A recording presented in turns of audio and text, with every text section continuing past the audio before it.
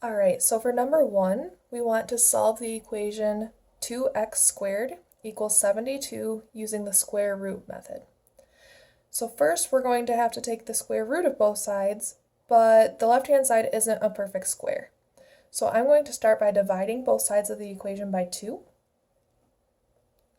And that leaves me with x squared equals 36. Now I can use the square root method by taking the square root of both sides. When we take the square root of both sides, we need to make sure we include a plus or minus sign in front of the side that only has constants. The square root of x squared is just x. The square root of 36 is 6, so we get x equals plus or minus 6. Now remember, that means that either x equals positive 6 or x equals negative 6. I would take either x equals plus or minus 6 or x equals 6 or negative 6 as my answer. Either one is okay. Number 2, we are factoring x squared plus 4x minus 12. We're not solving an equation, we're just factoring it. So we need to look at the factors of negative 12, and we want them to add up to a positive 4. So if I look at factors of negative 12, I get 1 and negative 12, negative 1 and positive 12, 2 and negative 6, negative 2 and positive 6, 3 and negative 4, and negative 3 and positive 4. So we found the factors of negative 12, but we want them to add up to be a positive 4. The pair that adds up to give me a positive 4 is negative 2 and positive 6. That means that x squared plus 4x minus 12 factors into x minus 2, x plus 6. And that's our answer. Remember, we're not solving anything, it just asked us to factor it.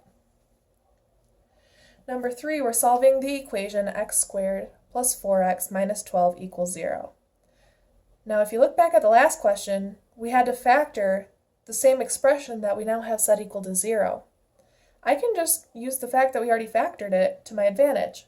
I can rewrite the left-hand side as x minus 2 times x plus 6 equals 0.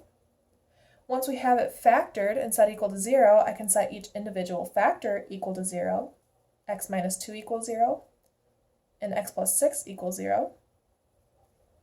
If x minus 2 equals 0, I can add 2 to both sides, giving me x equals 2. And on the right-hand side, for x plus 6 equals 0, I can subtract 6 from both sides, giving me x equals negative 6. So my solution is x is equal to 2 or negative 6. It would be completely okay if you solved it using the quadratic formula, because we can use the quadratic formula to solve any quadratic equation, but in this case we had already factored it, so there was no point in going through all the steps for the quadratic equation if we were able to make it super easy. Number 4, we're told we have to use the quadratic formula. So I'm going to start by identifying my a, b, and c values. 3 is the coefficient on x squared, that means that my a value is 3. 8 is the coefficient on x, so that's my b value. And 2 is my constant, so that means c equals 2.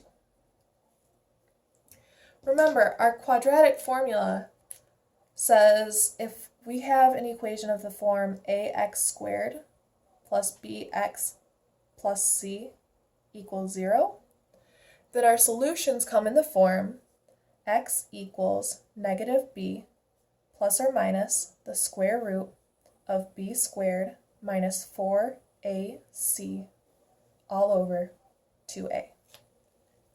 So I'm just going to plug in my a, b, and c values and see if this thing simplifies it all.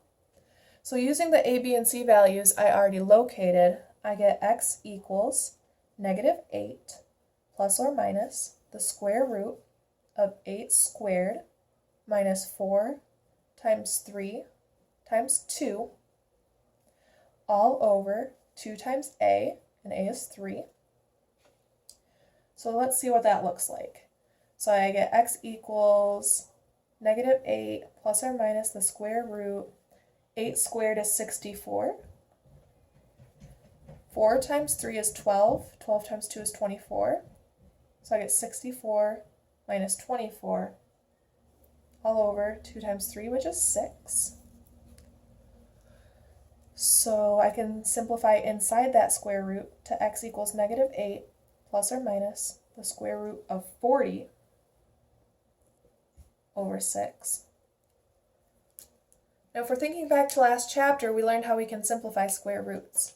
So if I look at the square root of 40, I can write that as 4 times 10. And since 4 is a perfect square, I'm going to write the square root of 4 first. The square root of 4 is 2, so I can write the square root of 40 as 2 times the square root of 10. So going along with what I had earlier using the quadratic formula, I can rewrite this as x equals negative 8 plus or minus 2 times the square root of 10 over 6. Now there's one more step I need to do. Since all 3 of my terms are divisible by 2, I can divide them all by 2, leaving me with x equals negative 4 plus or minus the square root of 10 over 6. So solving the quadratic formula, I get x equals negative 4 plus or minus the square root of 10. And since I'm so smart, the 6 should be a 3. I divided them all by 2. So x equals negative 4 plus or minus the square root of 10 over 3. And that's your solution.